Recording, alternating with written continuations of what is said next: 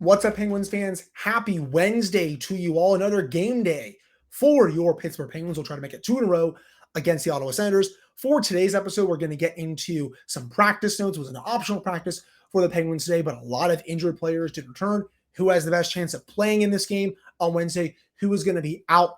Who is probably going to start in goal? I'll have all of those questions answered for you all in the first segment. And then later on, we're going to preview the game against the Senators, as this is a big one for the Penguins. They need to keep banking points. This is a Senators team that's been playing not that good of hockey as of late. Yes, they're a bit better than they were from last year, but this is still a game that the Penguins can definitely win, and it's all coming up right after this drop. You're Locked On Penguins, your daily podcast on the Pittsburgh Penguins, part of the Locked On Podcast Network, your team every day.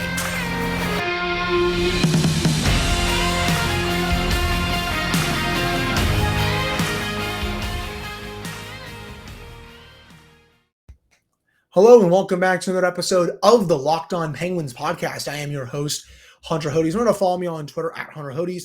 Follow the show's Twitter at @Penguins. And of course, thank you all so much for making this your first listen of the day. So game night tonight, Pens-Senators, first time of the season that these two teams are going up against each other. It's a home and home matchup. So first one in Ottawa, second one in Pittsburgh, and then they'll play one more time later on in the season. First time that Claude Giroux will be going up against the Penguins on a team different than the Flyers. It is going to be a bit weird seeing Giroux without that gross orange on. I'm going to say that right now, just because he was on the Flyers for a full decade, well over a decade, I should say. It is going to feel really weird to see him playing against the Penguins in that, in just that, uniform. He's playing for his hometown team. He's had a good year. But excuse me, we're going to get to that kind of preview later on in the show. But to start off the show, let us get into the practice notes for today. So Penguins, they had an optional practice today. About 15, 16 players were out there. Mike Sullivan, though, with coaching, was not. But Chris Letang, Jeff Petrie, Tristan Jarry, Ryan Poehling, and Josh Archibald were all participating in the optional practice. Jan Ruta, though, he was not. He is going to be out for tomorrow, and he's going to be out tonight. He is actually not even going to be playing. Playing, obviously. He is not going to be even traveling with the team to Ottawa. He's going to be staying back in Pittsburgh to get further evaluation. Letang was also placed on injury reserve, retroactive to December 28th. That means, I know people are going to freak out about that, but that means he can be activated anytime now. It's been long enough on December 28th to January 18th that he can be activated. But he is not going to be playing in this game. Looks like he's going to travel, but they're going to keep him out. Great that he got to practice, but I would think his return is coming sooner rather than later. He had a no contact jersey on for today. And then Tristan Jarry, Jeff Petrie, Ryan Poehling, and Josh Archibald, they will all travel with the team to Ottawa.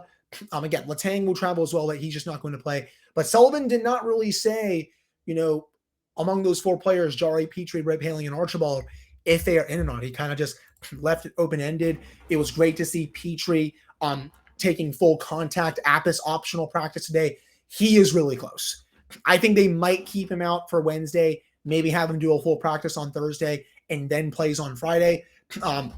We're talking days, not weeks here. He is definitely, I think, the closest to coming back. Well, one of the closest players, I would say. Tristan Jarry, I know he was at the optional practice today. Don't think he's going to play tonight. I would say it's probably going to be Casey DeSmith. I think they want to see him have a full practice or two before he's ready to go. I did report last week on the podcast that it's probably going to be a couple weeks, before Jarry is ready to go. Right now, right about 6 days. So maybe I was a little not generous. It was maybe a little too longer, but the fact that he's already back, skating with the team in an optional practice is a good sign. It's a sign that his groin injury is not as bad as maybe some thought it would be. Josh Archibald, I believe this was his first true practice with the team. Probably not going to play tonight. Ryan Poehling, I think there's a decent chance he does play, though. He's been really ramping it up lately with practices, took full contact in this one.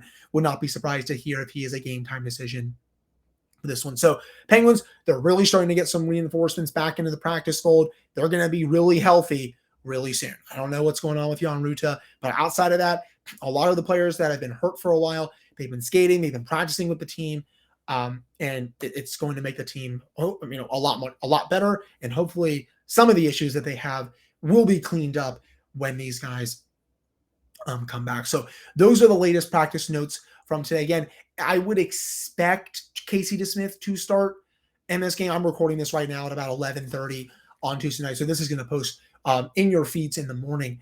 But that's what I'm thinking right now. You might see the same defensive pairings. If Petrie is able to go, I think he would play on the top pairing, and they would move someone out. But if not, I think you'll see the same defensive pairings that you saw from Monday's game, against the Anaheim Ducks. Again, I don't know what is going on with me. I feel a little under the weather again.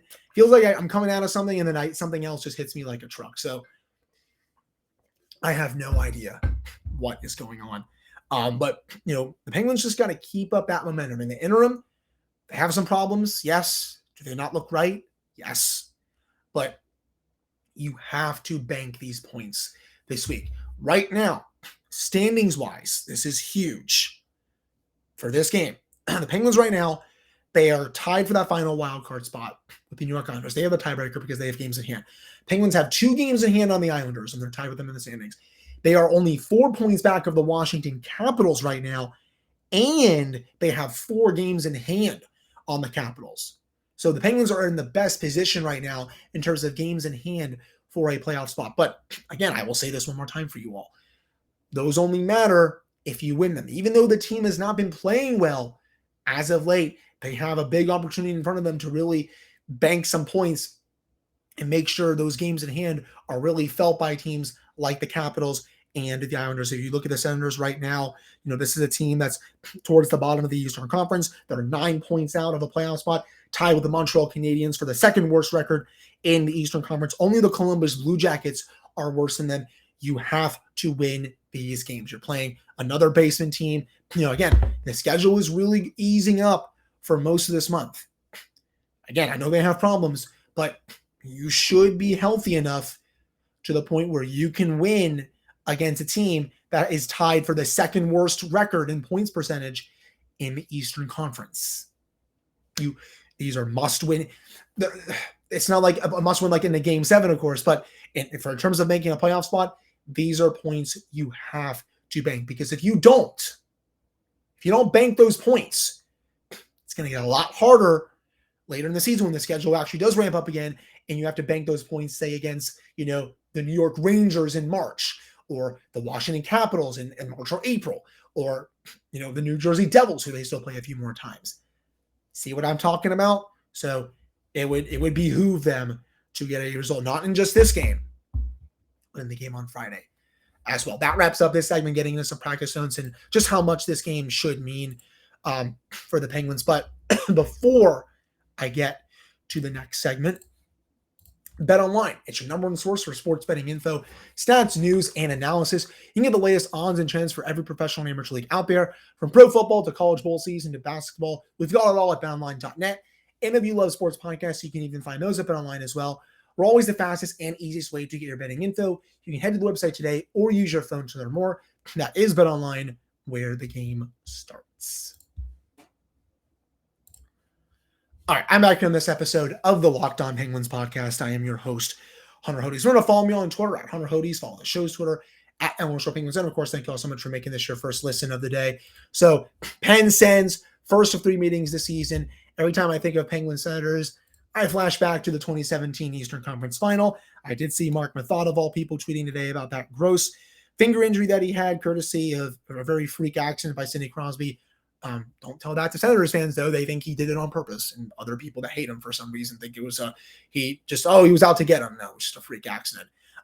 Every time I think of Mark Mathod, I think of Chris Kunitz ending that entire organization 6 years ago. So, hope Mathod is obviously okay, but Sid and Chris Kunitz sent him out with quite a bang, I will say, in 2017. Anyways, I don't want to get off track here. Penguins Senators. This is a team that's tied, excuse me, for last place in the Atlantic Division. They just got blown the heck out by the Colorado Avalanche. Just a few days ago, I was listening to the 32 Thoughts podcast with Jeff Merrick and Elliot Friedman, and Brady Tkachuk sounded pretty embarrassed after that loss. This is an Avalanche team as well, really banged up this year.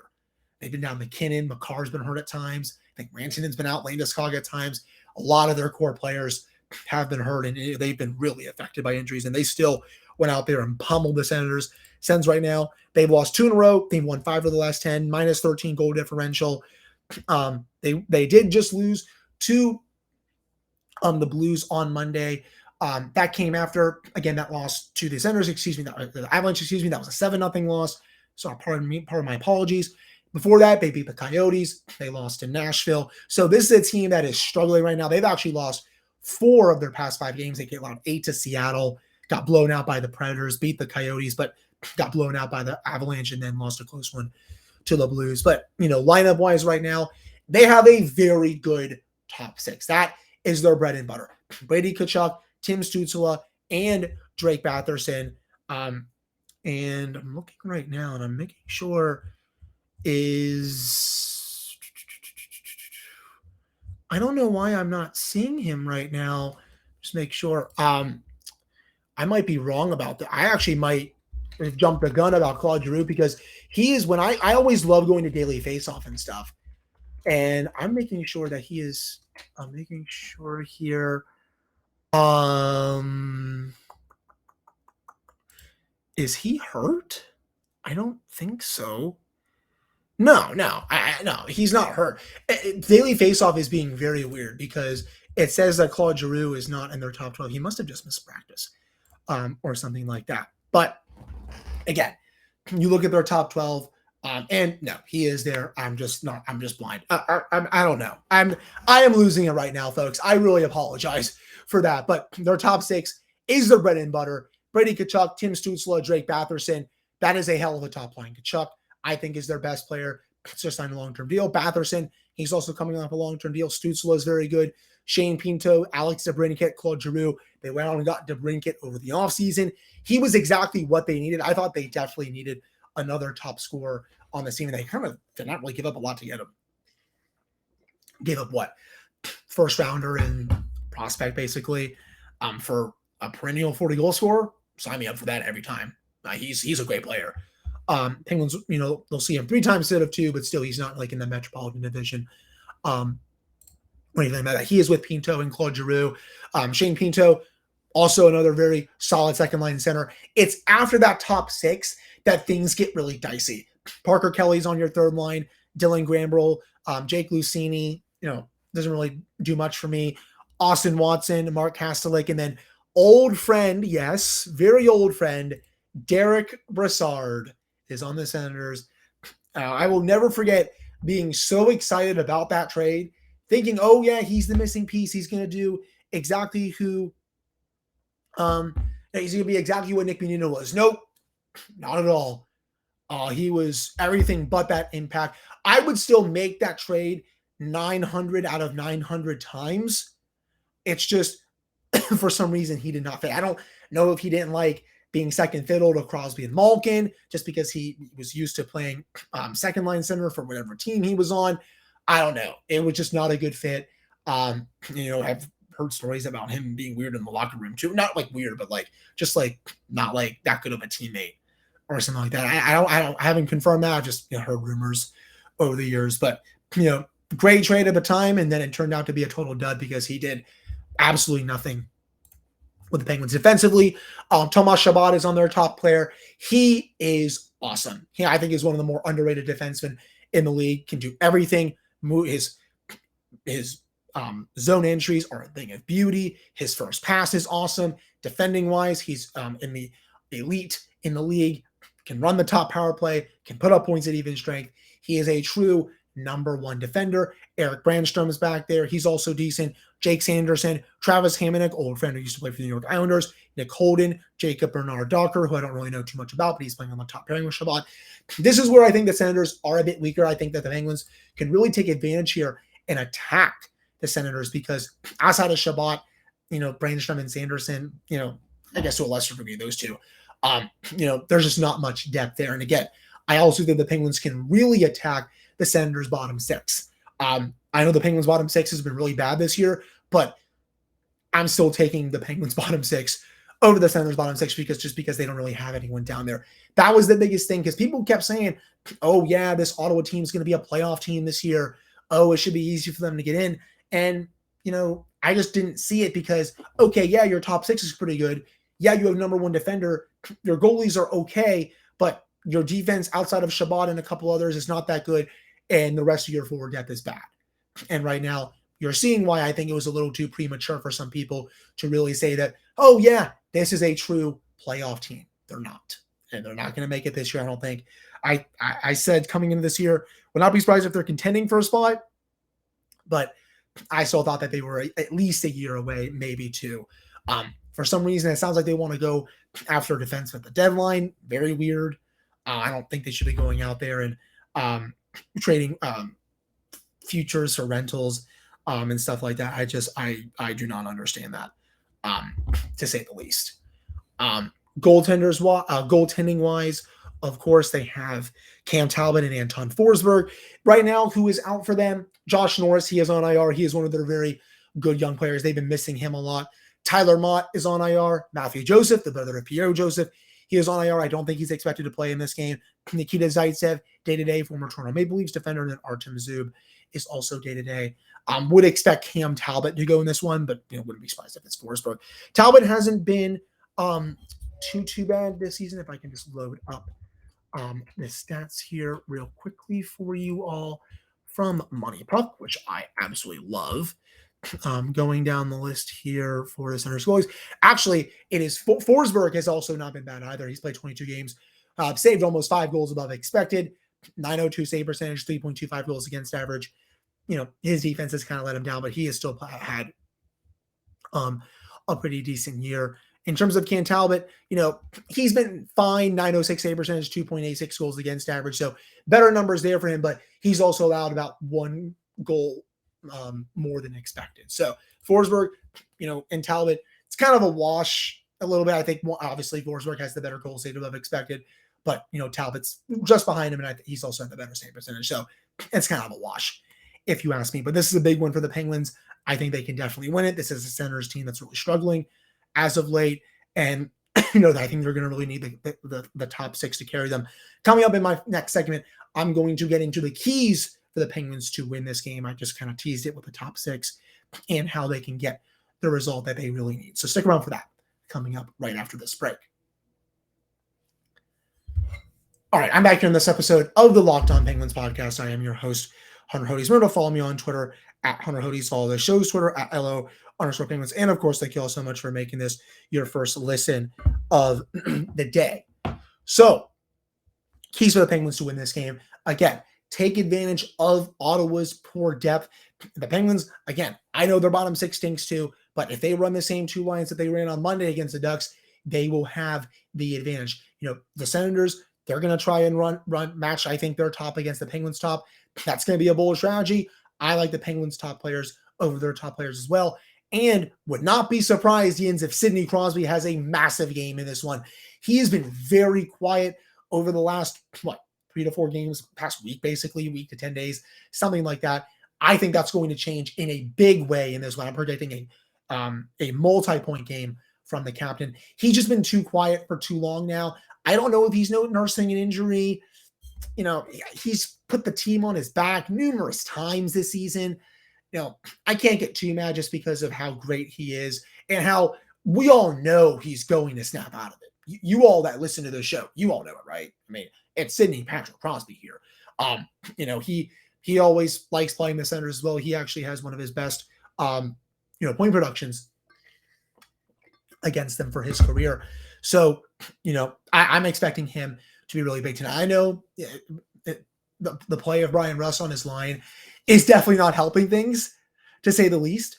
But I think despite that, you're going to see a big game from the captain. If the Penguins win, it's one of the reasons it's going to be is because of the captain. The second line, would love to see that continue to feast on whoever they go up against. Last time against the Ducks, had over almost 80% of the shot attempts, scoring chances and high danger chances whenever they were on the ice. They kicked so much butt. I mean, they absolutely did. They should have a good matchup in this one as well. If it's Casey DeSmith starting, really want to see him get off on a good note. I thought he was fine against the Ducks. Didn't like that first goal he gave up. I thought he was kind of swimming in his net, but did make a couple of massive saves in that game, especially Mason McTavish, where, Trevor Zegras just thought, he scored. He put his arms up and then just did this because he was like, what the heck happened? So need a good start from him if he is indeed the starter, whoever the starter is. Need a big goaltending game. And then please win the special teams battle. The power play has to be better in this game. It's been bad for too long now.